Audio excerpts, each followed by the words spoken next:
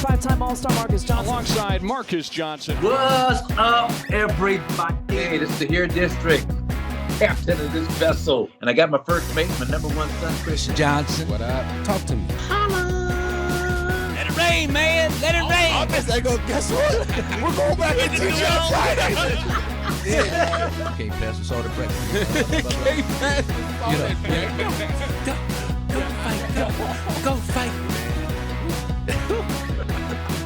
Welcome, everybody, to the Here District. Marques Johnson. You're listening to a Bucks Plus audio production on the Bucks Plus Network.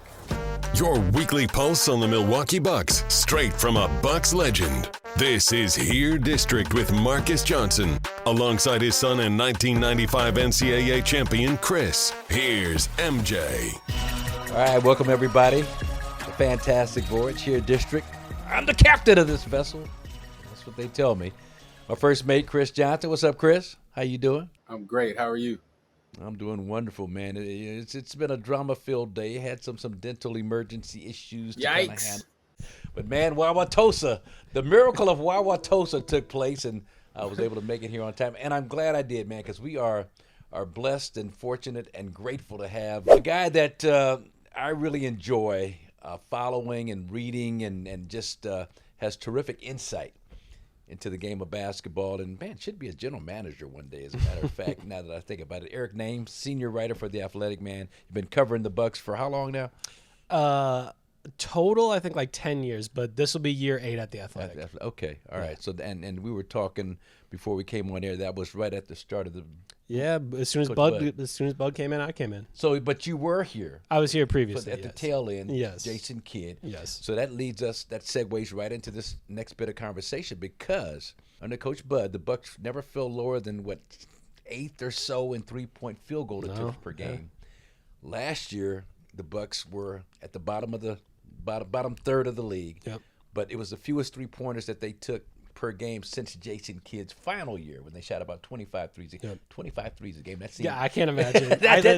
Not anymore. Is that crazy how the game has evolved like it has, Chris? I mean, that's low, right? That was low. 25 is low.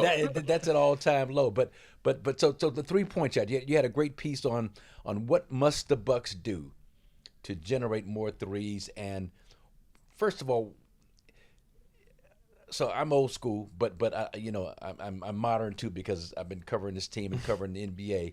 But there was a guy I was talking to about his problems. My lawyer, as a matter of fact, but he was talking about, he's a big basketball fan, 75 years old. Shout out to Gary Fishbein. But Gary was talking about how I just can't believe how a team gets a steal.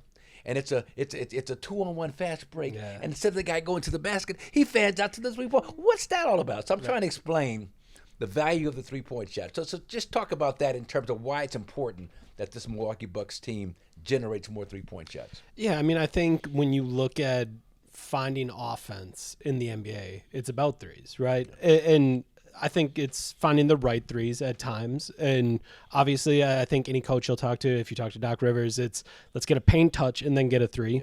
Yeah. But I do think at the rate at which the league has added threes, you've gotten to this spot where, like, sometimes teams, they don't get in the paint. It is, let's get the ball up the floor as fast as you can. I mean, think back to that Pacers series. It's one pass, all of a sudden, the threes, Nebhard's shooting, Neesmith's shooting. It can just happen like that. And I think what we've seen over the years is maybe we've reached the point where, like, teams aren't going to go up anymore. Maybe we've reached like the limit. The Celtics have pushed it. What? The Celtics have pushed it pretty far. 48 threes a game. Joe Mazzulla, yeah. It's going to be tough to like take it to another level. But I do think to get to that level, you got to kind of maximize every area. And I think that's one thing where, in Las Vegas, I was talking to John Horst about, where they want to be next year, right? And that was already thinking about Giannis at point guard and surrounding him with shooters and doing all those things. And that's all very good. But they did that at the end of the year. And they shot fewer threes than they did when Dame was on the floor. Yeah. And to me, I think there's always limits here, unless you're very purposeful. You're thinking about all the ways in which you can maximize it. And to me, one of the first things is, we've talked over the years about the Bucks want to play at a faster pace. Every team wants to play at a faster pace. I'm sure every media day around the league, everyone's going to talk about, well, we got to play faster. That's like catnip for training camp. Like, oh, yeah, no, we're going to play faster. We're going to play faster. Everybody says that. But I think there's so many ways that you can do it. And, yes, it is pushing the ball up the floor. But I do think one of the ways that a lot of teams create pace in the league is threes in the first 6 seconds of the shot clock. Right. That wasn't something the Bucks did a whole lot of last year. And part of that was Dame was walking the ball up the floor so that he could get into a half-court set. Or Giannis was walking it up the floor so he could get into a half-court set. That to get up and, to get a 3 up in 6 seconds, that means you got to be over in, I don't know, by 22 on the clock. Yeah, it's a quick pace. It's a team commitment to get those up. Fill the spots, and it's for the Giannis whole, to get off the ball early enough to get those open looks. Yeah. And the ball's got to move. Sorry to interrupt, but the ball's got to move. It got to move ahead, Yeah, you need those kick ahead passes, and I mean the whole league thinks they're going to be the Indiana Pacers this year. Like that's the whole league has been talking about like, oh, well, we got to be more like the Pacers. Well, it's something to strive for, right. But you're probably not going to be the Indiana Pacers. But what are some of the lessons you can learn? I think one of the lessons you can learn is, okay, let's do a kick ahead pass, and I think where that comes into play with the Bucks is the point forward Giannis experience is very exciting. Like that's something that I think Giannis really likes. I think that's something the Bucks really like. But I do think part of being that point, whether you're a forward or a guard or whatever, is you got to throw the kick ahead pass. Think about how many times Tyrese Halliburton gets it out of his hands to then get it back. And while I know that might not sound all that attractive to Bucks fans because it's like, well, just give Giannis the ball. He's the best. I mean, I think one of the more interesting plays that we saw a lot of last year, and the easiest points Giannis would score would be Dame brings it up on one side, gets into a pick and roll, and then all of a sudden Giannis is cutting on a 45. Yeah. Giannis is off the ball, and he's against a defense that isn't set up for him, that isn't waiting for him. He's already on the move.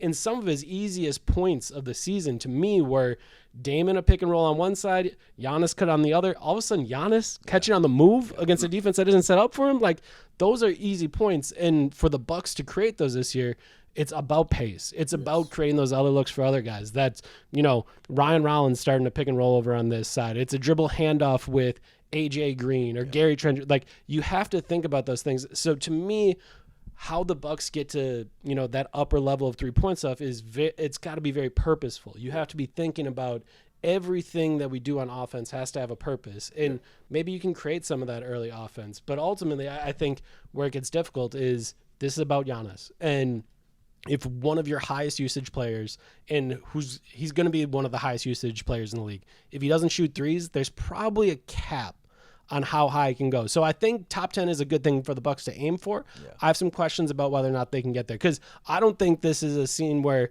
you want Giannis shooting threes again. I think he's found a nice spot where that rhythm mid-range jumper is a good look for him. It allows him to feel the game. It allows him to feel comfortable, and you like that. But I know we've seen with Bud, he used to take 5 threes a game. Well, and to that point, and I just bring it up because you brought it up, but I spoke with Vin Baker, and Vin told me Vin spent dang near 3 months over in Greece working with Giannis, working with Drew Hanlon every single day, and he told me Giannis was shooting the crap out the ball. He's shooting the ball better than he's ever shot it, and the one thing that they focused on was not so much tinkering with technique. If it's going in, Drew Hanlon, whatever you just did, keep doing it. Right. Whatever's working for you, keep. And he was shoot. But then Vin also mentioned this, and this is what I want to talk about a little bit. It's just he's shooting the ball well, shooting it great in the workouts, and then with the national team in Greece, he's playing more inside, playing more conventional big than he'll be playing in the NBA. And Vin doesn't think that that's going to impact his confidence, but it just seems like there's going to be an adjustment period for him in terms of that. But I would like to see him maybe at least come out of the shooting more threes, no pun intended, and just kind of see where it goes from there. If he's not knocking them down, if he's still down there around 30 or below, okay, let's put a halt to it. But if for some reason, and I just believe it, a broken clock's right twice a day, this may be the year that he can shoot 33, 34. I mean, if he shot 34%, we would be happy, wouldn't we? And I mean, even just from a numbers perspective, Giannis was great from the mid-range last year. Yeah. Undeniably one of the very best in the league. Giannis will tell you about it. I wrote about it when we were in Vegas, right? Like, you could see it early in the year that he was going to shoot it a lot better. With that being said, he still shot it at, I think, about 45%. Yeah. 0.45 times 2 is 0.9. Yeah. 30 times 0.3 is 0.9. So all you got to do is shoot 30% on a 3. Or you know what I mean? Like that equates to what you were doing. It's the exact same. And wow. again, that's a very easy shot, right? Like from I guess there's going to be a lot asked of Giannis. Right.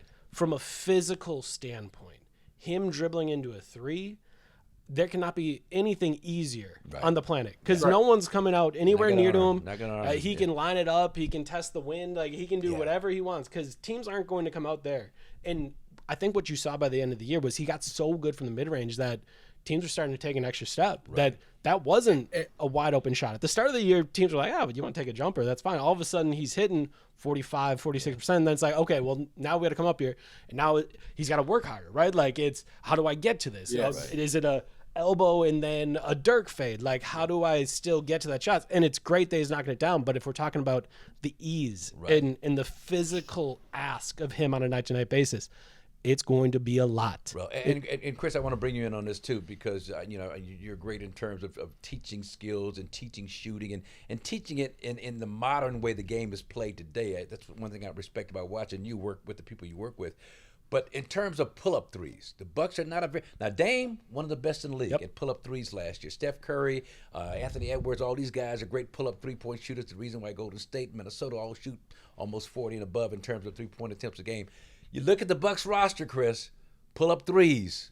Do we have anybody on there that you think might can do some damage from that area? Well, Gary Trent Jr. was second on the team last year with about a 1.5 pull-up threes a game. I think this season, Kevin Porter Jr. is obviously going to be the prime candidate for guys that could really get it off the bounce and take some shots. Cole Anthony, be interested to see what he would do. But I wanted to touch on, Eric, your point about the purposeful nature of how the Bucks are going to get to this top 10 3-point value. Well, you talked about it in the article. You mentioned the early clock threes, which starts with a Giannis kick ahead and then guys being open. But there's also the threes off screens. The Bucks only took 1.5 threes, 23rd in the league last year off screens. I feel like with Turner, Giannis now, and both guys being such offensive threats, you're going to have to care about what they do. And so shooters will be a lot more open this year, I think. And then the other thing that you talked about, that you touched on, was the second chance threes. The Bucks had the lowest second rate in the league on second chance threes. So now, if in training camp, Doc can sort of isolate these kind of points on offense. Hey guys, these three topics is what we're going to focus on, and that speaks to the purposeful nature. I don't think it's something where Giannis has to come down and shoot a gang of threes next year. 30% would be great, 32 would be great, but I think it's more of that team approach, that strategic, purposeful approach by Rivers and staff to figure out the second chance and the off screens and the early clock. Establishing an offense within an offensive, kind of an offensive flow, a concept, if you will. And I'll be interested with offensive rebounds. I'll end up writing something about it, I'm sure, in training camp. But if you look over like the past 10 years of Doc Rivers offenses, last year the Bucks were last in the league in offensive rebound rate. Largely with veteran-led teams, Doc has decided we're punting on offensive rebounds. We're going to be great in transition defense. Get back.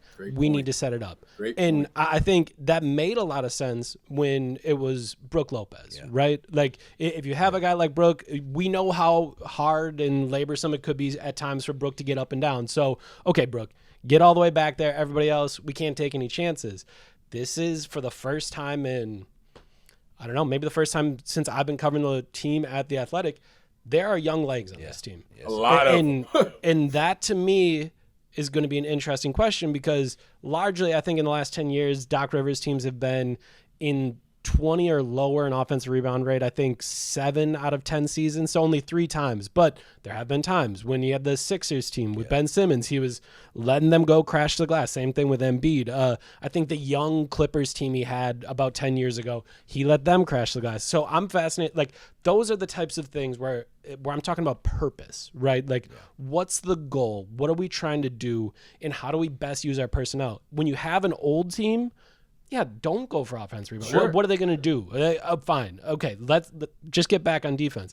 But you got all these young legs out there. You got all those athletic guys. Like it would be a crime if Jericho Sims is asked to sprint back on defense every possession. Like, he can go get them. He's got that athleticism. And I do think that's one of the things that I'll definitely be keeping an eye on during training camp and during the preseason is where do you see those strategic changes? Like, the personnel's different. You got a different group of guys out there. You got younger legs. Do you make some changes to the kind of tactics that you've had thus far for these first 2 years with Doc Rivers? Well, and to that point, and I think it was Steve Kerr, I heard him a few months ago talk about, and it's, Golden State and with their young Kuminga and Moody and the young guys, more so than the older vets, obviously. But when you attack the offensive glass consistently and persistently, now the defense has got to box you out. They get herded back toward the basket. I mean, that's a way to stop transition. You ain't running. You're not running. You're so worried. And if you're flooding 3-4, especially young leg guys who can give you some jukes and some change of directions up top, you can't get a piece of them. You try to get a piece of them. You got to work extra hard. Exactly. I mean, if that's your focus as a rebounder defensively, you're not so apt to get out in trend. You're not leaking out. Can't run. You're not leaking out trying to get an advantage like Don Nelson used to teach us with the Bucks. You're trying to find a guy to put a body. I mean, your butt's gonna be on the bench. Yeah. If you leak out, all right. Well, you gave up 3 offenses. You're not playing the rest of the night. And as you know, as we talked about, second with the Bucks, hopefully this year it'll translate into more 3-point attempts. But second chance opportunities, you kick that thing out. That's the perfect time. That's found money to shoot a 3-point shot. So that'll be fascinating to watch and see. But also, with the young legs. And this is something that when you look at the on-court, off-court, with cleaning the glass, one of our favorite sites, I got to give a shout-out to, who's our guy that runs that? Ben Falk. Ben Falk does an excellent job with that. But when you put together the triumvirate, as I call them, A.J., Gary Trent Jr., Kevin Porter Jr., and you throw Giannis in there, or you throw Bobby Portis and Giannis in there. I just looked at those numbers. The Bucks were forcing almost like 16.9, almost 17 turnovers a game. Oklahoma City led the league like 17.2 in terms of defensive turnover rate. And so if you get an increase in turnovers, just a little bit, the Bucks forced about 12 overall as a team. Yeah.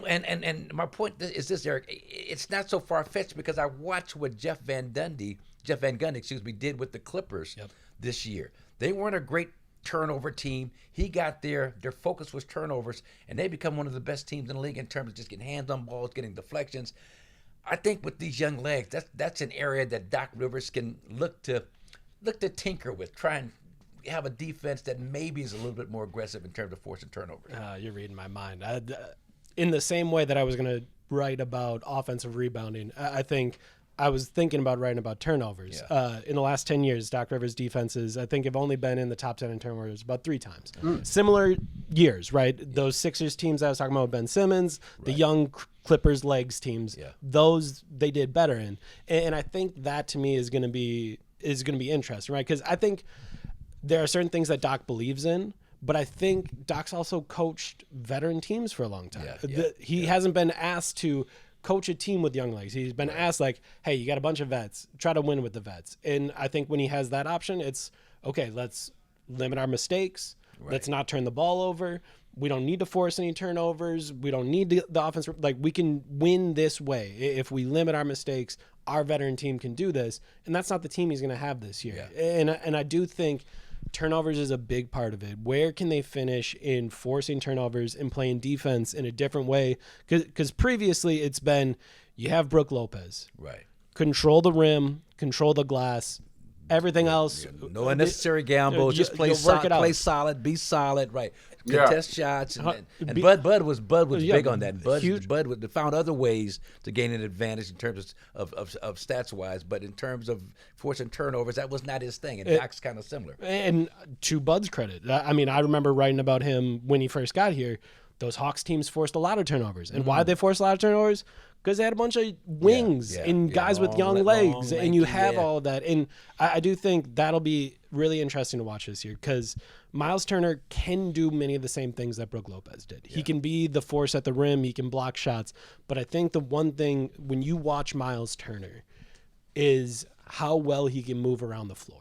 Yes. How well he's got the side to side, and sure, he is still a center. He's still a 7-footer, but like he can do a little bit more of that side to side. So can you switch a little bit more? Can you get in passing lanes a little bit more? Can you just cause some general chaos that you couldn't previously? And all of a sudden, if you're doing that, then Myles can clean up block shots. He can clean up the rim. Same thing with Giannis. But if you get that triumvirate of guys you're talking about, Ryan Rollins as well, Cole Anthony as well, those are all guys that can really try to get after it on the perimeter. And if you're getting after on the perimeter, kind of everything can work together and coalesce in a way that I just don't think, whether or not Doc wanted to previously, I don't think it was an option previously. You weren't going to ask Brook Lopez to execute those things because it wasn't going to work well. Or Chris Middleton to get out there and get down and try and force. I mean, so you have contain. You're trying to contain and be cautious, be conservative.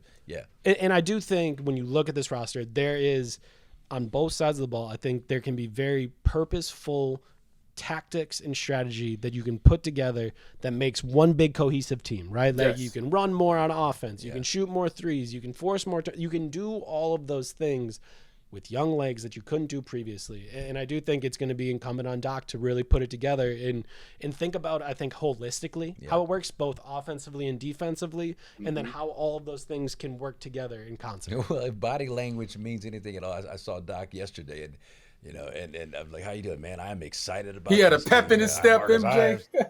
I am so excited about it, man. There's just so much potential and possibilities, and that's some of the things that we're talking about. Well, so and one of the things I read, I forgot who wrote it, but they were evaluating moves by different organizations, and they said that the Bucks with John Horst did as well as they could do with what they had to work with. Are you agreeing with that sentiment pretty much, or how do you? I mean, when I'm trying to think back to what John said in Vegas, but he's like, I did everything humanly possible. Yeah. Like we could not have worked harder to put together all of this. And I will say, like, obviously, I think if you look at the talent level of this team, it's going to be a little bit lower than it was previously. There's not like that second all-star that you do know, but that wasn't going to happen, right? You look at the Indiana Pacers, you look at the Boston Celtics, no one's complaining about them not having as much talent this year because they recognize if you have someone tear their Achilles or rip an ACL or whatever it is, and they're out for the season and it's one of your best players, you're not going to have as much talent. And John Horst, rather than being like, hey, we can't do anything about it, Dame's going to be on the roster, he got creative and he found a way to kind of make a move. And I mean, at the start of the offseason, it was Myles Turner is going to be in Indianapolis, and he's going to get more money than anybody else on the free agent market. He wasn't coming back until if at all. And then all of a sudden you have this surprise move where once again you make one of the biggest free agent splashes. So I agree. I do think there's value signings as well. I think there's a number of those guys that I thought we're going to get a bigger number this year that they managed to get back on a smaller number. And I think that speaks to maybe the opportunity that's here. Maybe it was a shorter deal. Maybe it was a 1-year deal, a 2-year deal. But I think a lot of those guys with those younger legs that we've been talking to are like, okay, I can do some things here in Milwaukee. Like I can put up some numbers this year because there's a lot of opportunity now that Dame, we got to find a way to fill that void that Dame had filled so capably for the last 2 years. Well, I think I read we're at the KPJ and Gary Trent, and it's like 4 or 5 guys, like total under $20 million. Jericho, I mean, they were able to get them all back for under $20 million. That's crazy. And a lot of those guys could have commanded something close to that per season in the right situation. So that's good stuff. I had a question. Go ahead, Chris. Before you go to that, when you look at the last 3 years of champions, so you had the Nuggets, you had the Thunder that won it last year. Those two teams, they didn't necessarily have cores that had a tremendous amount of championship experience. They had a talent fit there. There was, and they had continuity. Now the Bucks lacked that continuity part. My question to you, Eric, where do you think this year's Bucks roster, with the combination of the youth and the veterans, where do you think they fall on sort of that spectrum when you look at like the Thunder and last year and the Nuggets in 2023? Could the Bucks go on a run? Could this thing come together with this current iteration of the team? Yeah, I think one thing it's been a big thing in, let's say, nerd basketballdom, and I would identify as such. I'd say I'm a nerd too. But one of the big things has been the popularization of an idea of the weak link theory, where previously it used to be if you had the best player on the floor, you're gonna win a playoff series, right? Okay. Undeniably, like for years and years and years, you had the best player, you're gonna win. Giannis was the best player on the floor in that Pacers series. Giannis was the best player on the floor in the Celtics series. Giannis was the best player on the floor whenever, right? Yeah. But the Bucks didn't have that underlying depth where you might have the weak link on the floor and that guy's getting taken advantage of. And I think one thing that Doc had kind of said during Myles Turner's, I believe, introductory press conference was, one thing that we're seeing in the league is that you don't need to have the top heavy 3 stars, 2 stars. We're in a spot now where you have one great guy and then everyone else has to be better, but you don't need that 3-star approach. And I think that's one thing that we've seen the league go away from, where it's not a big 3 anymore. The team, for the most part, the teams that tried to build one, whether it was through the second apron or something else, they decided it didn't work, whatever it is, we've kind of gotten rid of that. And now you're more in that weak link theory where you got to have more of that depth. And if the Bucks are going to hit on an upside situation this year, it's because they're getting those kind of young leg contributions from guys 7 through 11 on the roster, where in previous years it was like, well, we got the big 3. We can't spend as much money on these other guys. We can't put as many resources. We can't put as much player development towards these other guys. Like, we got to make sure the big 3 works out. And I think that's going to be a pretty big difference this year, where they are going to need those contributions from 1 through 11. And I think they have a number of young guys that can actually step up into a role. Like, I think one of the things that I've seen this year is, what are they going to do at point guard? And to me, it's very clear what they're going to do at point guard. They have 3 guys that they're going to try to play at point guard, and those are younger guys that are unproven. Right. Do I think they all have upside? Yeah. I think all 3 of those guys have considerable upside. Can I tell you exactly what they're going to do? Can I tell you that what they did last year is going to replace Damian Lillard? No, I can't. But I do think internally the Bucks believe that all those guys are going to take another step. Yeah. They're going to get more comfortable, and they'll find a way through the group effort to kind of replace that production. How much does continuity play? I'm thinking of Oklahoma City and Shea and Jalen Williams and Chet and all these guys have been together 3 or 4 years. They've had the same coaching staff. This will be Doc's 3rd year or so coming up this year. Some Kevin Porter Jr. was brought in last year late. I mean, Gary Trent is kind of new to the whole situation, just coming over. Do you think that factors into some challenges, let me put it that way, for the Bucks compared to Indiana Pacers with these guys, Nesmith and Halliburton and Turner and all these guys, Siakam coming in, but kind of hit the ground running there. You think it's going to be some type of adjustment challenge for this team? I think it would have been. I think it'd been more difficult if you didn't have those 14 games to end the season without Dame. Okay. I think it was just a sneak peek. I understand. It was 3 weeks. It was 4 weeks. Yeah. But they still played together, right? Yeah. They still played this style, even more so together than right.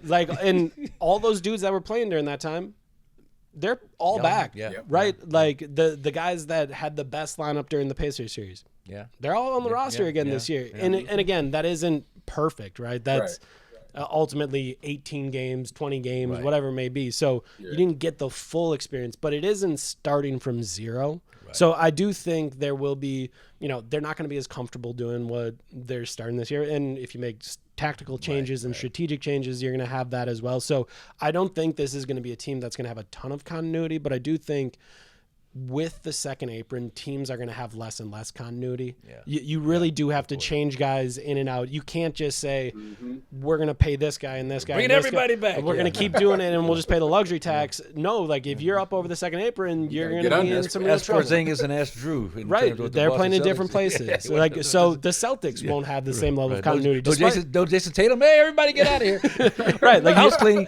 You got to make all those calls. The second apron's really serious, and there's a lot of teams around the league that are scared of it. So the Bucks won't have amazing continuity, but they will at least have already had that sneak peek last year. And Chris, jump in on this too. But when I think about it, chemistry is such a big factor in terms of a winning group of players. And if Doc can find the right, if it's more forcing turnovers, if it's shooting early threes, first 6 seconds, whatever it is, this team may feed off of that and might make up for the difference of any kind of continuity issues you might have. So, I mean, chemistry like that, Chris, is huge, right? No question about it. And I think that a big part of that is going to be kind of this training camp, developing that chemistry, Doc instilling belief in guys. Like it takes, like to Eric's point about taking one guy, one star, and a bunch of good role players. It takes the role players to be stars within their role. So, like, if you can be Gary Trent Jr. can be empowered, AJ Green can feel empowered, Kevin Porter Jr. If we can empower these guys, and this is all on the coaches, right? If you can empower these guys, then they can start playing above their heads and then be locked in for an entire season because they're feeling good. And I think that starts in training camp. Our guy at The Athletic, Dan Wojcicki, he covers the Lakers. Yep. He went to Poland, and he was talking to Luka about playing for Slovenia. And he talked to one of his teammates, and one of his teammates was like, you know, when Luka was younger, he didn't understand that we weren't on his level. Like, Slovenia is a tiny country. We're not as good as him. So if he'd throw a pass and we'd drop it, or we'd miss a shot, it would be theatrical, right? It was Luka rolling his eyes. It was, come on, he'd be yelling at him. Right. And like, again, that's fine. He was 22 at the time. Right. Sure. But like, I think one of the things, like the other side of what you mentioned, Chris, is that this, I think, will be a really big test for Giannis. And I think Giannis got some of that playing for Greece this summer, where those guys aren't, for the most part, NBA players. There's some very good EuroLeague players in there, like Slukas is a legend. Like, there's plenty of guys that have played a long time, but they're not NBA players. And I think part of Giannis being that leader was like, how do I bring them with me? Yeah. How do I bring you up to my level? And I think that was a good bit of practice for this season, where there are going to be younger guys and there are going to be mistakes. There are going to be missed shots. Right. Those things are going to happen. And I think maybe earlier in his career, if this would have needed to happen during the Bud years, there would have been some really frustrating nights. Giannis would have not handled it well, right? Like, I think he's developed into the spot now. We're going into year 13 where, from a leadership perspective, from a maturity perspective, I think he's grown into a place where this feels like, how do I bring them along with me, rather than getting frustrated when KPJ drops a pass or has a turnover. Like, there'll still be some frustration, obviously, but like, I do think he's at a level in a point in his career where he understands these guys got to come with me, and if we're gonna have success this year, I got to bring them with me. Yeah. So, and I'm laughing because, Chris, you may know this, but there was a run at Crenshaw High School. This friend of mine, Julius West, would do when I was in the NBA, 25 years old, all-star, first team All-Pro. But I was playing with musicians, and so I throw Philip Bailey a pass. Who's Philip Bailey? Who's Philip Bailey? Earth, Wind, and Fire. Philip Bailey would drop a pass. I'm like, Philip, what's the reasons? I throw Marvin Gaye a pass. He drop it out of bounds. Marvin, what's going on? Marvin, what's going on? Oh, my God. Harvey Mason Sr., the great drummer. You know, come on, man. Get on rhythm, man. Get on rhythm. You know, but come on, Marvin, what's going on? Philip Bailey, reasons, baby, reasons. Reasons you can't get your goddamn. But, no, but me and Julius laugh about that all the time. That's hilarious. So I can feel your pain, Giannis, in terms of frustration back in the day. But you're right, a perfect storm. I think he's in a different space. Giannis talked about it, man, and he had a great interview with Harris Stavros, one of the best basketball writers, the best basketball writer in Greece. And you did a great thing in The Athletic, just kind of picking and choosing some of the really, really pearls out of that article. And Giannis talked about being married and having a family, and at this stage of his life, there's a maturity and this experience with his brothers, and winning a medal for the first time since 2009. They bring in the bronze medal. I just feel like Giannis, where he is right now. He also talked about, and this is what we want to talk about here, the criticism that he's received at times, and how at this stage of the game he is able to use that as fuel. And just talk about Giannis and this whole. I wasn't big on the Eurobasket experience for him because it's so late in the summer, and I'm You're worried, for sure. Nervous Nelly. As you should be. But all of a sudden, Josh Hart goes down with a finger, and Van Vliet goes out with an ACL, and then Tyler Hero's foot he's out for 8. And Giannis is unscathed, so it worked out well. But I think the experience, looking back now, hindsight, was really, really good for him. Yeah, I mean, it's always been tough for me to.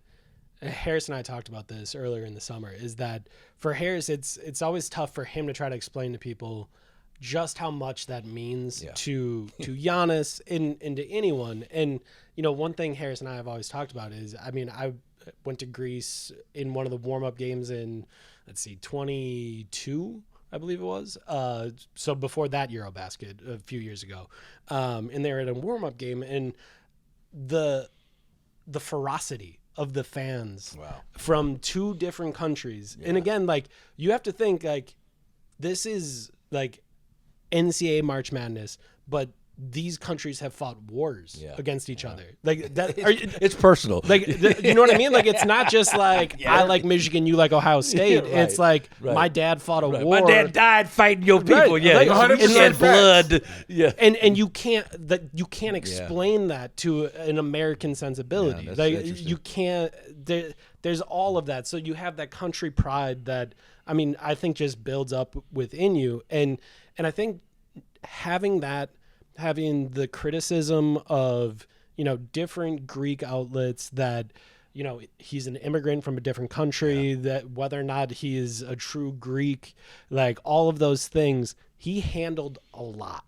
There was a lot thrown at him. There's newspaper articles, there's these political parties, there's Giannis is this or that, or he's not a true Greek, like all of that. Giannis had all of that thrown at him while also helping this basketball team do something that they haven't done since Vasilis Spanoulis, the head coach, won a medal in 2009. Like, all of that, I think it's so heavy, and I think it's from a leadership perspective and from a maturity perspective, it's just something that no matter what you do in the summer, Giannis is an insane worker. He tries everything every single summer. He comes back. He's improved in some skill. That's the hallmark of his career, that year over year, Giannis is always better. That's all good. Giannis could have done that this summer, but then he did this. And I do think he'll improve this year. He'll be a better shooter, like Vin said, and he'll do all those things. But I do think the other part of it is he went through all this. Right. As a leader, he went through all of this. He felt all of that pressure. Yes. And I think, to me, that's one of the big things, is that if Greece was going to win, it was because of Giannis. Yeah. And that's – I'm not trying to offend anyone on the Greek national team or anything like that. It's just the basic facts of it. That was the only way that they were going to win.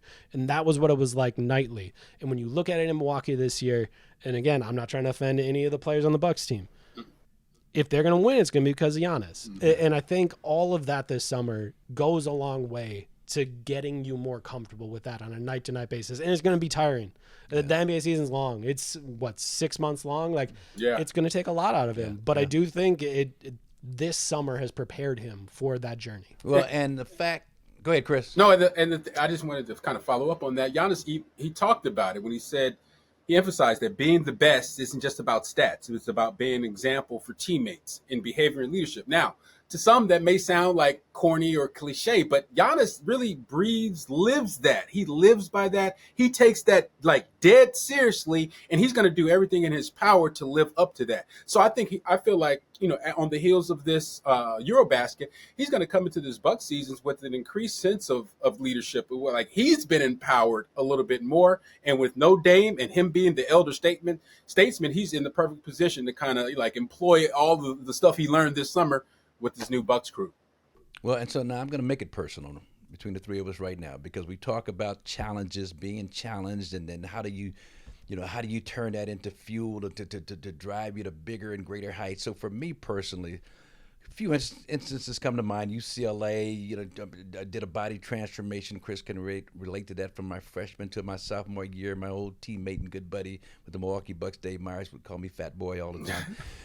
And so that was I wanted to prove, and I didn't really register as using that as fuel until this subject was brought up. But then with the Clippers, Eric, my first year, first training camp, first day, we're in a drill, 2-on-1. I'm playing defense against two offensive players. I reach in, I break my right hand. First day of training camp, the fifth metatarsal of my right hand. I'm done for the year in terms of being productive. I shoot the worst field goal percentage. Then the Clippers come out. I love this story. Chris and I and another good friend, Ed Waters, the coach at Crenshaw, were walking in Westwood. And Chris says, "Dad, can I have a quarter for a Herald Examiner?" Remember Herald Examiner? He goes and gets a Herald Examiner newspaper. And then we're walking down the street in Westwood, and Chris says, "Dad, what does rescind mean?" I said, rescind means to give something back that you don't want. He's like, "Well, why are the Clippers trying to give you back to the Bucks?" Headline, Clippers look to rescind Johnson trade. drug treatment in 1983, which they were wrong. It was actually 1982. But so that came out. So all that stuff. My point is, all that stuff came out. Had the worst year of my life. Averaged 16 points, which I never averaged that low ever. You know, always much better than that. 45% from the field because I had this broken hand. Yes. So that next year, you know, I was determined to come back and prove the naysayers wrong. This is a long roundabout way of getting to what we're talking about here. But so that next year, 1986, All-Star down in Dallas. 20 points a game. That was a Spud Webb slam dunk All-Star game. You remember that All-Star game, don't you, Chris? Yeah, I was there, sitting with Dr. J's kids. We were watching that courtside. But you know, for me as a professional, and we all three of us have reached the pinnacle of different stages of what we're doing.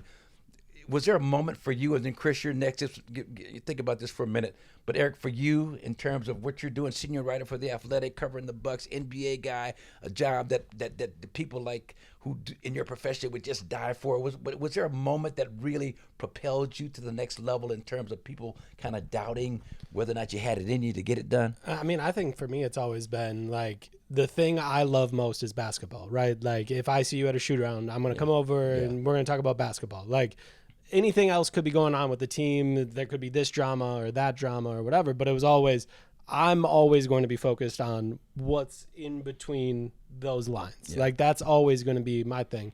And early in my career, it was like, well, can you report at a level? Like, can you get the news? Can you do those other things? Like, can this nerd actually cover a team, right? Like, or is he just going to write about the backside pick and roll every night? And being able to form those relationships was something that I had to work really hard for, where it was like, okay, can I have a conversation that's about something other than basketball? Yeah. Like, can I find those ways to connect with people and to connect with players and coaches in that way? And that's always, early in my career, that was always the question, was if I could do it or not. Obviously, we can talk about anything at this point, but early in my career, that was like, Marques, can you tell me about a inverted pick and roll? Well, let me follow up with this then, because this just sprang to mind. I mean, talk about cojones. Saying to Giannis after they lost a tough playoff series a couple of years ago, talking about failure. Remember that? Can you remember that conversation? Yeah. I remember. And Giannis' response, did that impact your relationship with him? Was there any carryover with that? Do you sense any carryover? Or is that bygones be bygones and it's all good? Yeah, I mean that night. What set that up? Miami? Who was that? Yeah, that was the first round loss to Miami. I think most of us thought Mike Budenholzer was going to get fired in the next little while. Obviously, he did. Yes. But you know, he had the issue. Or his brother passed away. Yeah, so tough.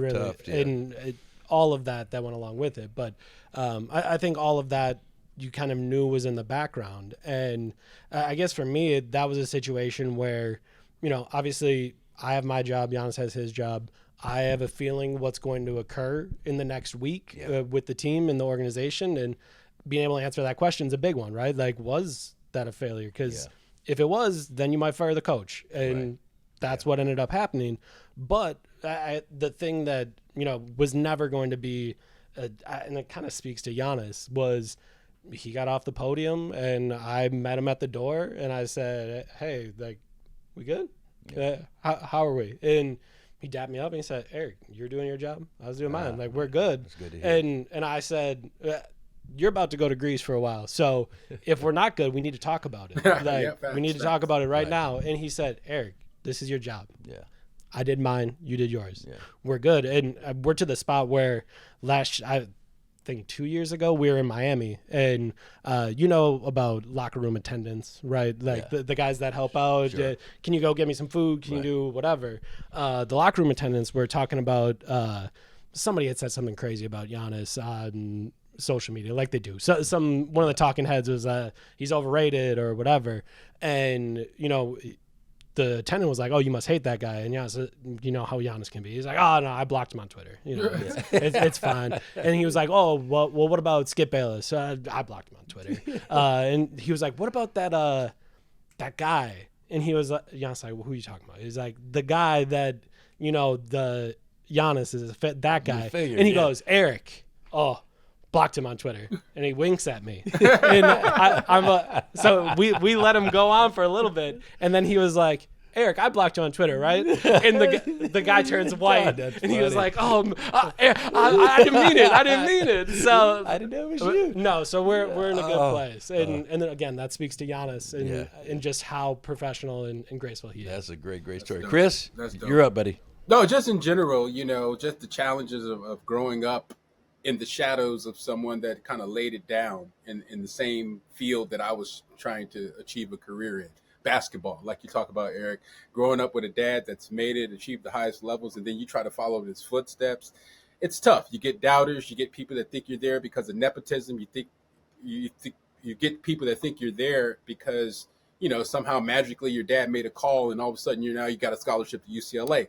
What people didn't realize was all the work, all the blood, sweat, and tears. And there's there's a whole human here that, that was my dream. Basketball, playing the sport, getting to college, going pro, like those are things I dreamed of as a kid. So to have that kind of stuff sort of marginalized or throughout my life always kind of served as fuel for me. That was my motivation. And just hearing the naysayers or the doubters, the people that were ignorant to my actual upbringing and my situation kind of have this sort of perception of me.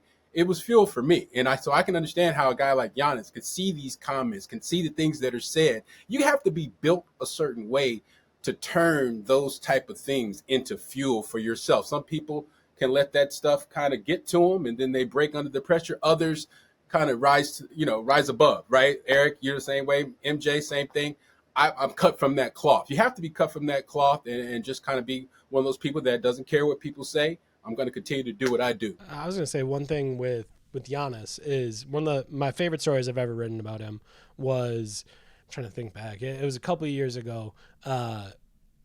I had seen Sandro Mamukelashvili in Summer League, and we were talking about Greece and Georgia playing each other, and he was like, I feel like Giannis kind of, he's coming after me when we're about to play. Like, I was like, I thought we were teammates, it's an exhibition, and I was like, no, he doesn't really get down like that. Like, Giannis is going to go 100%, so that's what you're going to have to deal with. And then Mamu told me a story about how, it was training camp. Giannis had taken the first couple of days off. And during that, everyone's like, when's Giannis going to get out there? When's Giannis going to get out there? And Mamu hadn't played against him yet. So it's his rookie year. He hadn't played against him. And everybody in the locker room getting ready for training camp that day is, having fun, talking, I'm going to do this or I'm going to do that. Or, I shot the ball well. Yeah, I'm going to shoot it again today or whatever. And, Mamu was just like, Giannis, I'm gonna come after you today, or something like just having fun, trying to fit in. And he said, Giannis looked at him, shook his head, and went back to tying his shoes. And he goes, he's like, I didn't even say anything. I didn't curse at him. I just said, I'm gonna bring it today. And we got to a spot where when I asked Giannis about it 5 months, or I guess it had been a full year later, I was like, Mamu told me this story, and he said, yeah, that was crazy. He was cussing at me. He said, I'm going to dunk on you. And all this stuff. And he was like, I was like, just wait. So that's what you think Mamu said? And he was like, no, I know Mamu said that. I said, no, Mamu didn't. And he was like, well, let's go find Mamu right now. Wow. So we walk all the way back to Mamu's locker. And he goes, Mamu, what'd you say? And Mamu was like, Eric, like, come on. And I was like, tell him what you said. And he was like, I just said, like, hey, I'm going to bring it at you today. But he said, no, you said you were going to dunk on me. So, like, Giannis used to be able to invent this stuff, right? Like, yes. He could like invent the great it. ones do. Yes. He doesn't need to invent it anymore, right? Like, he can hear the things that, the Greek media was saying. Or this year, he can hear what people are going to say about his team and what the Bucks can do and all those things. He can't do, yes. He doesn't have to invent it this year. He can hear it and know people think they're going to be the 6th seed or they're not going to make the playoffs or whatever it may be. Like, he can hear all of that, and he doesn't have to invent it this year. Right. And then finally, Giannis talked about his favorite archetype of player was the two-way player, like an Anthony Davis, guys that can get it done at both ends of the floor. we're going to go around here and kind of poll this group here, me, you, and Chris, your favorite archetype of player. Now, one of our producers, Dylan Carter, talked about his favorite was like the George Mikan, kind of back to the the George Mikan.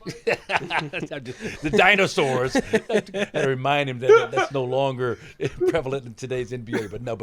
But what's your favorite kind of model of NBA player? I mean, I grew up as an off guard that played with a very talented point guard. I fancied myself as the point guard, but our point guard was better. So he played point guard, I played off guard. So I always connect with a guy like Andrew Nebhart that does everything, may feel like he has the capability to do a little bit more. If you put the ball in my hands, I can score, I can play make, I can do everything, but is comfortable, filling in all the cracks. So I always connect with guys like that because that was kind of what I was growing up. I thought I could do whatever else, but because I thought I could do all those things, I could fill in kind of dirty work and do a little bit of everything. Do all that and whatever is needed, kind of plug and play wherever you need me. Chris?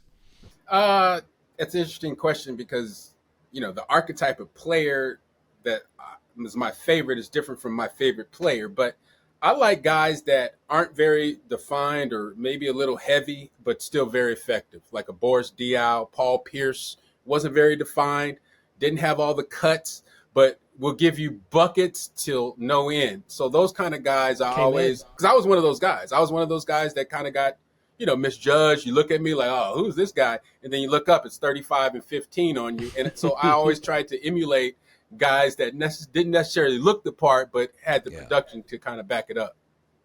Yeah. Now, for me, you would think it'd be like a forward Julius Erving type, but it wasn't.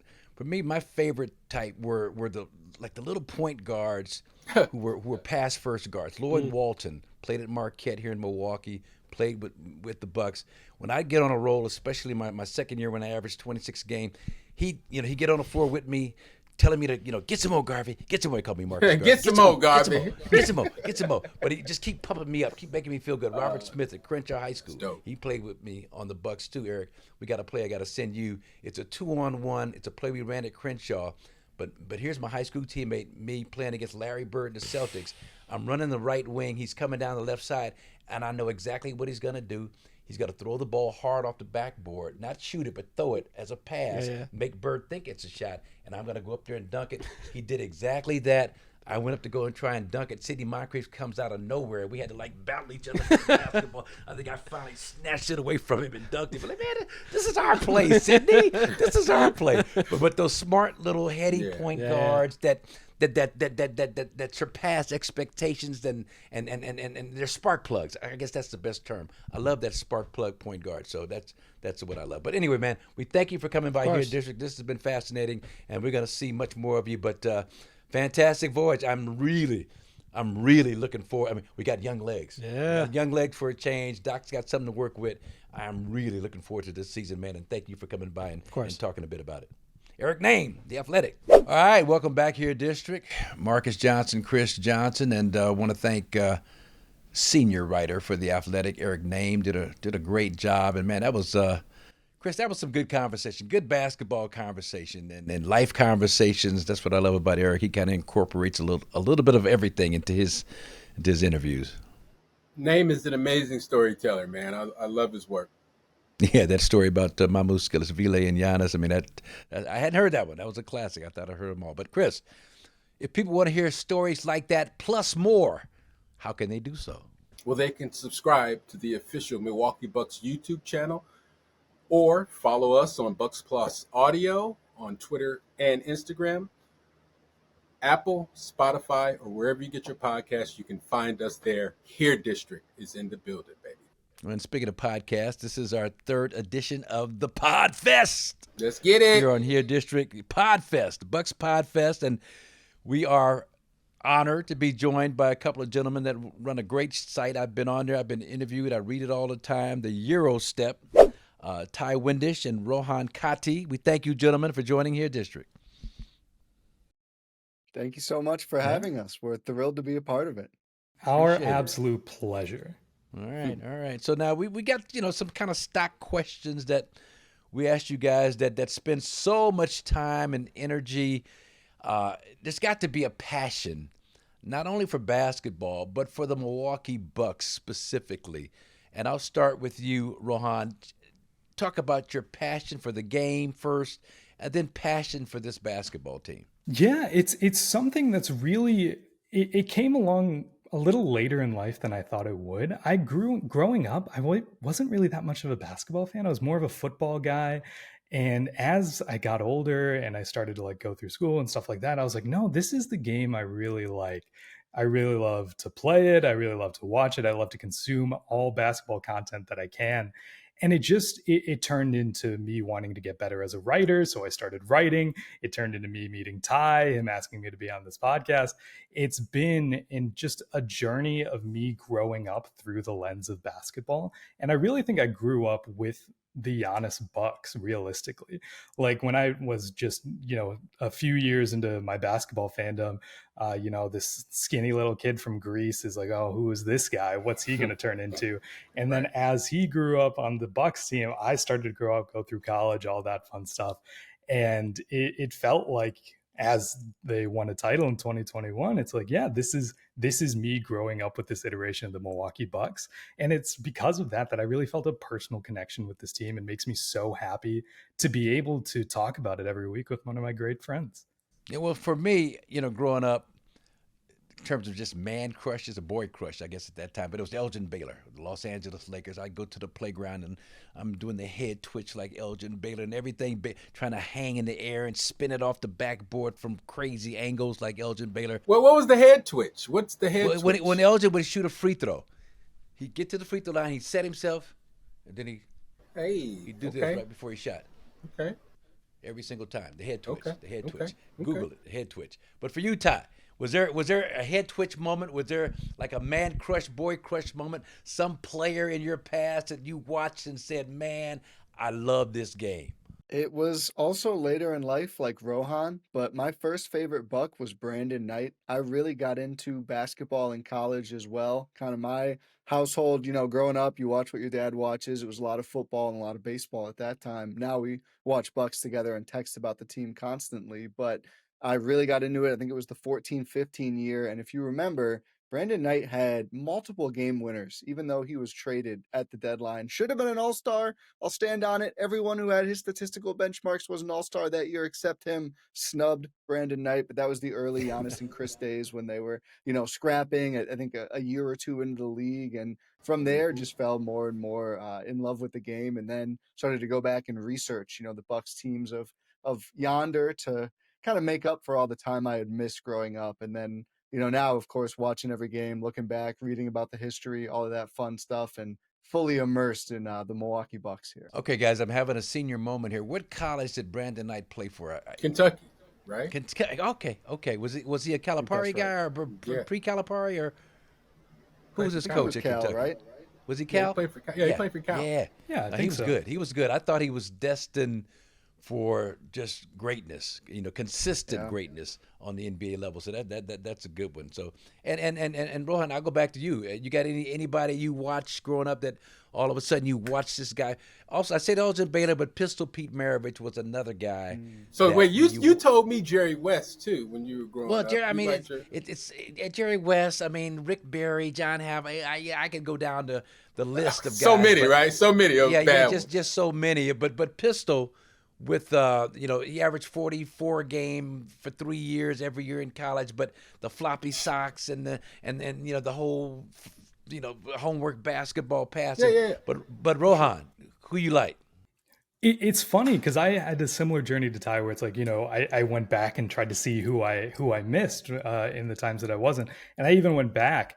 And one player that I really, really loved from Bucks history, and I loved their game and watching them, it's Sid the Squid, man. Sidney Moncrief. I like guys who can just lock in and just absolutely be a terror on the wing. It's some of my, I enjoyed so much on the defensive end of watching basketball. I love the little details of how every single player chooses to, attack, whether at their footing or anyone's hand control or things like that in the context of a team defense. Like, that's the stuff that gets my brain going. So I loved watching old Sid highlights, and just like whatever games I could find, I would watch those and try to study it and say, how can we apply those sort of concepts to the modern game? Obviously, a lot of things have changed. Well, one of my favorite players to play with, Sidney Moncrief. So High on the Hogs, that great Sports Illustrated cover when he was at Arkansas. He's two hands like this down behind his. Oh man! But the thing about Sidney, and you guys, if you're nerdy enough, you want to check it out. But I know at least 2 or 3 games we played together. One against the Bulls for sure. But we're up 1 or down 1, and he steals an inbound pass or steals an entry pass, guard the wing, and goes down and dunks at the buzzer to win the game. I mean, his flair for drama defensively was, for me, just fun to watch and be a part of and to play with. So that's a great choice. Hall of Famer. Hall of Famer, Sidney Moncrief. One more thing on Sid. When we had him on this very podcast, he told us one of the great stories of all time. I'm not going to spoil it. You got to go back and listen, but it is a legitimately amazing, unbelievable story. What did it allude to? I'm drawing a blank. I've seen your moment again. You got to MJ. You don't remember he talked about when he went to the car dealership. Oh yeah. I thought you were talking basketball. You're talking one of the golf. great Okay. stories. One of the great stories of all time. Go check out the pod with Sidney Scotty Moncrief. Scheffler impersonation. Okay, yeah. So moving right along here, I digress. But guys, talk about Myles Turner, and not just in the context of everybody talks about Myles Turner and how he's a younger version of Brook Lopez. He blocks shots, he shoots the 3, all that good stuff. That's great. But what I've been impressed with just as much as anything is the way he's embraced this city, the city's culture, the Brewers, the Packers. You tweeted out, give me some restaurant recommendations. Sweet Diner, Chris. He mentioned Sweet Diner. Have you guys been to Sweet Diner? Sweet Diner Absolutely. is like one of the absolute best places in America to go get breakfast, especially You never that took me there. cornbread You never waffle, took me there, the bacon MJ. and the eggs over medium. You never took me there. What's up, man? I never been Sweet there Diner. with you. No, we went to We go to the north side. Is it on the north side? Dude, you don't remember We went to Sweet Diner. We went to Sweet Diner.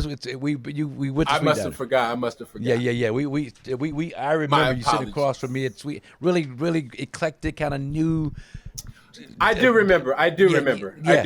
You're right. You've been to Sweet Diner, but guys, Myles Turner, in terms of I'm sure you've listened to him being interviewed. I mean, his I don't want to say his intelligence, because that sounds like, I don't want to say that, but he just has a way about him that I can really appreciate in terms of just outside of basketball personality, that I think is going to be huge in terms of this team and chemistry and kind of how he fits in.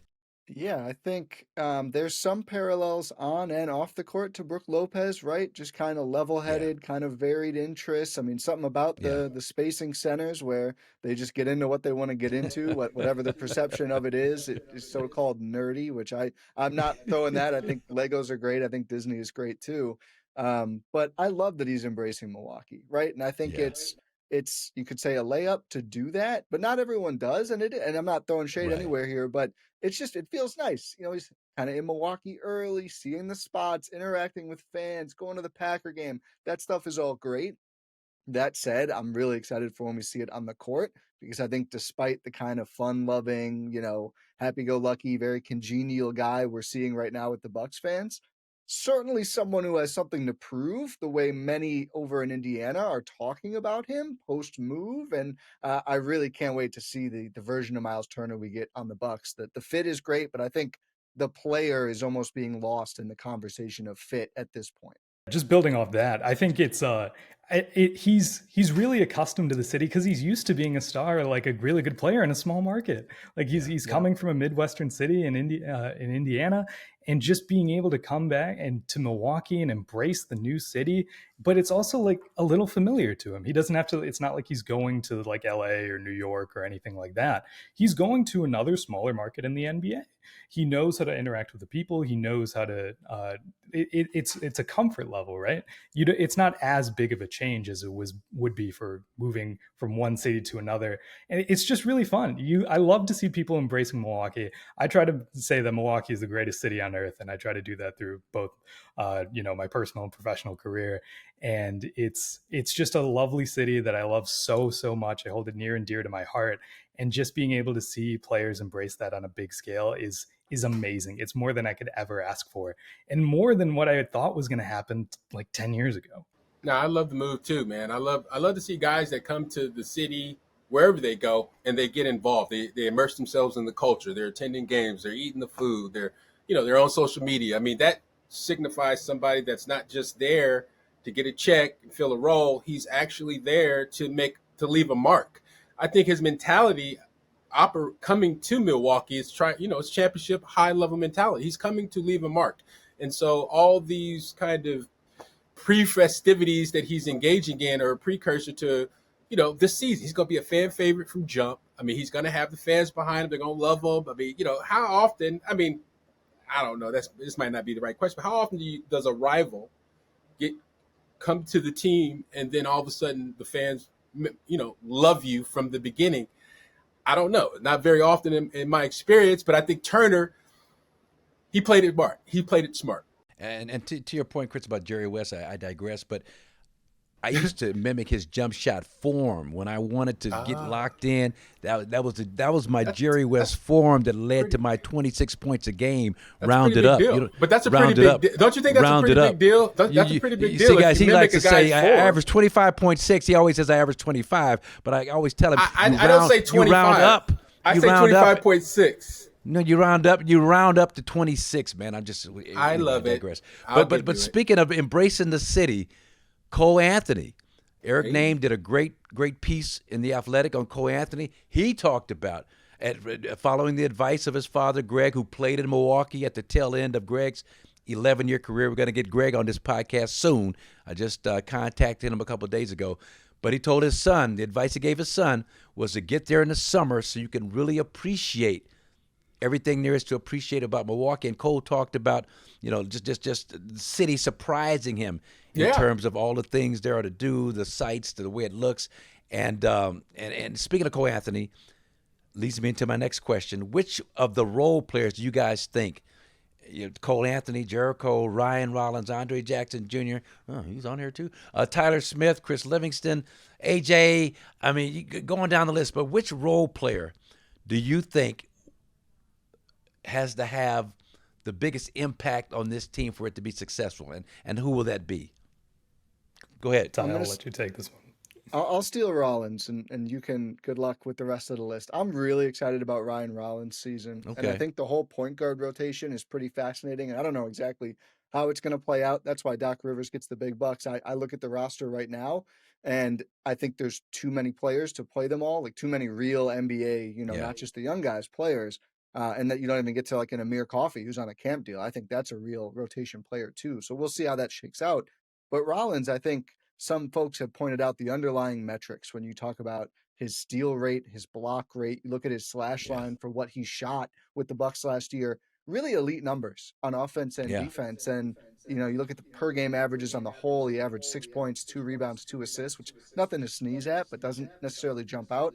In starts, those numbers all just about almost doubled for him. And I do think there's a lane here, now that Damian Lillard is out of the franchise. I think we all have our thoughts on who may start at point guard, but I don't know if that's determined yet. I think there's work to be done on that front in training camp, in preseason, everything else. I think Rollins has a shot to do it. And whether he's starting or not, I do think you look at this roster and guys who can defend, guys who can space the floor, always have a role, but especially on this team where I think there's a lot of shooting, I think his perimeter defense is going to be really important, and I'm buying the stock. On our Optimist pod, I just had him as all defense player. So Ty, where are you? Ty, I see you. We're on the same page when it comes to Ryan Rollins. Ty, where are you at on Kevin Porter Jr. As far as lead guard? Where are you at with KPJ?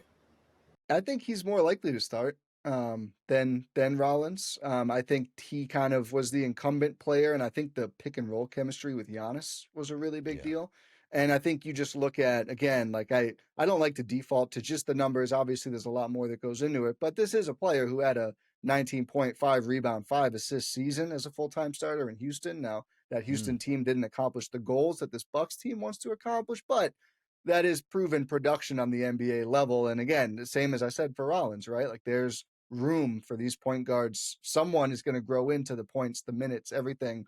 I don't know who exactly it's going to be. Cole Anthony is another shout there, another proven point guard player, but I think he certainly has a shot to kind of get back to those numbers. And if you do that on a really good team, you know, there could be some league accolades coming for him too. Yeah, I'm having a nightmarish flashback about that Houston experience. I think they had lost some kind of crazy double-digit number of games, and when he dropped 50 on the Bucks, and that was Kevin Porter Jr. Wow. But go ahead, and Rohan, and which bubble guy, fringe guy, edge guy in the rotation do you look to see to come out and just surprise some people with this level of contributions he can make to this team?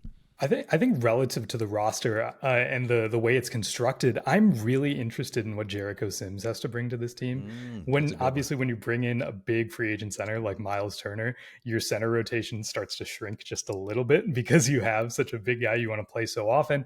You're going to have those Giannis at the 5 lineup. Bobby Portis is going to be there. Maybe Kyle Kuzma is going to be playing a lot of 4 this year. Who knows what's going to happen?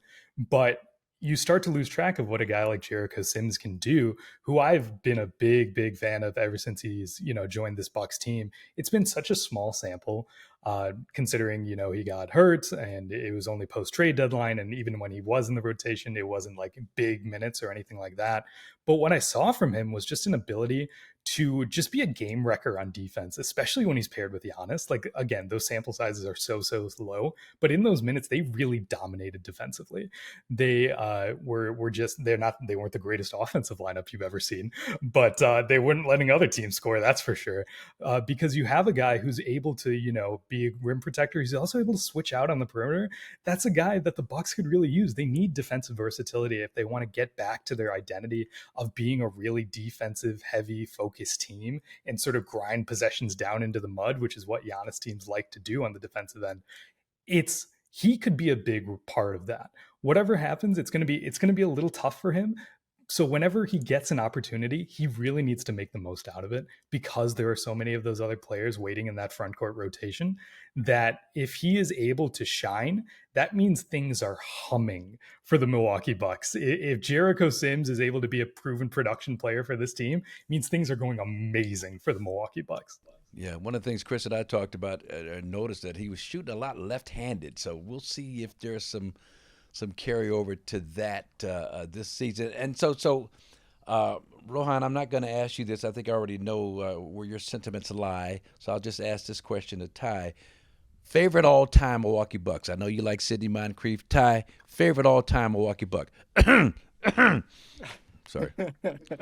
There was this forward in the 80s. 20.7 rebounds a game. You said Brandon Knight already. Four all-star appearances in 6 years. Nobody talks about this guy. Terry Cummings, I always think, really goes under the radar when you talk about those 80s teams. Now, I mean, my list certainly has, yourself, Marcus, as I've said before, and, years years back made the case that let's get that number in the rafters. Let's get that bust in Springfield. Yeah, and still one is done, but let's get the other one done. I appreciate you, man. You really would come to bat for me about that jersey getting retired. So I really appreciate you for doing that, man. Seriously. Go ahead. Yeah, sorry. Absolutely. No, you're good. I think Kareem, maybe it almost sounds basic, but just looking back at, man, I think what he did, and it's easy to say, Giannis is the greatest Buck. And I think for the time that he stayed here, it's fair to say that. But man, look back at some of those seasons and what Kareem was doing as a first-year player, a second-year player, and all the stuff he was going through off the court, which I think is also been kind of under-discussed in his reasoning for wanting to go to Los Angeles. I think a little different than what people think of now when a player maybe wants to go to Los Angeles. But I also just accomplished so much and was such an amazing, great Buck, even in the shorter time he was in Milwaukee. All right, final question, guys, and really appreciate having you on. But I want you to evaluate this Wisconsin sports summer and kind of where does it rank? Do you think it's one of the greatest of all times? Can you think of any that have been better? Where would you rank in terms of what the Packers are doing, acquiring Micah Parsons, the Bucks and everything they've done, making themselves younger, entering into the modern era of basketball? The Brewers, despite the injuries, having the best record in baseball and playing where they're playing. Where does this Wisconsin sports summer rank in your mind? And I'll let you go first, Rohan. Yeah, it's going to be tough to top 2021 purely because of the Bucks title. Like that's one of the greatest summers I will hold near and dear to my heart forever. Facts. And but in terms of like all encompassing Wisconsin sports, it's tough to really beat this year. I mean, especially because of if you just consider the summer for the Bucks, like you don't want to say like, oh, we lost in the first round again. But in terms of like, you're able to sign a guy like Myles Turner, there's like a new shift in the direction of the franchise, and also with the Packers and the Brewers, these are all younger teams who are able to succeed. And I think it's a great summer on its own, but I think it's also going to set the precedent for great summers to come, because these are all teams that are going to be consistently good if all things go well according to plan for a while. They're set up for success. So you could think of this summer, the summer of 2025, as a new dawn for Wisconsin sports, a new era of success for Wisconsin sports. So I would say, I'm gonna lean 2021, but in terms of like ushering in a new era, I mean, this is definitely up there. I'm trying to think of like any other ones that really come to mind. I mean, the years where, the MVPs would just lie in Wisconsin, when you had Giannis, you had Yelich, you had Aaron Rodgers, and like it's like just continued dominance from all of the Wisconsin sports teams. It was that's like such a level of success that many, many places are never going to be able to get to. But yeah, I think it's definitely in the top 5 for sure. Yeah, I like that perspective. Ty, where does this summer rank overall for you? It's boring because we always do this on the show, but I agree with Rohan. I'm going to give 21 the edge just for the Bucks title. If the Brewers get one, it can be tied for first as well. I'll throw in 2011, a great Brewers team, and the Packers were really gearing up to go and win a Super Bowl, but not as much on the Bucks side. And then Bucks only, a forgotten one. The amount of hype I had when they got Greg Monroe in 2015, you couldn't tell me anything about the Bucks. I thought, man, 50 wins, no problem. We're going to the next level. Jabari Parker, All NBA. I was so excited, and they got there in a roundabout way down the line. But that summer, I might have been my peak for Bucks optimism, to be honest with you. I mean, never has the style of play affected a guy so drastically, right? As Greg Monroe. You know what I'm saying? I mean, just in terms of becoming a dinosaur almost overnight. Back to the basket guy. Contract. Oh, it's crazy. I remember writing an article, and I think Ty was the one who edited it, and crazy enough, where I remember thinking once they signed Greg Monroe, it's like, oh my God, are the Bucks a LeBron ankle tweak away from the finals? Like, is that where we're starting to get to? Then it's like, oh yeah, there's no spacing in this lineup whatsoever. It just turns into something else. Steph Curry ruined it for us. But then you get Greg Monroe in that Eric Bledsoe trade, which turns into Drew Holiday, which turns into a title. Yeah. Well, listen, guys, good stuff. We appreciate you. Thanks for joining us here on Here District at BucksPodFest. It's Gyro Step. Check them out. Ty Windisch, Rohan Katti. Thanks for spending some time with us. Thank you so much for having us. We appreciate it. Yeah, thank you. All right, guys. All right, Here District. We'll be back next week with more good stuff, as Chuck Barris used to like to say on The Gong Show.